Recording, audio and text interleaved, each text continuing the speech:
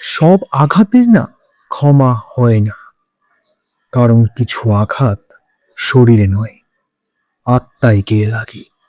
সেগুলো রক্ত ছড়ায় না, কিন্তু বিশ্বাসটা ভেঙে দেয়।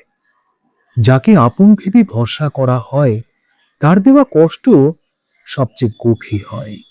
সময় অনেক কিছুই ক্ষত ঢেকে দেয়, কিন্তু কিছু স্মৃতি চুপচাপ বেঁচে থাকে, নীরবে যন্ত্রণা দেয়। আমরা জানি ক্ষমা মহৎ গুণ, এতে কোনো সন্দেহ নেই, কিন্তু ক্ষমা মানে ভুলে যাওয়া নয়। কিছু আঘাত মানুষকে বদলে দেয়, আগের মতো সরল থাকতে আর দেয় না।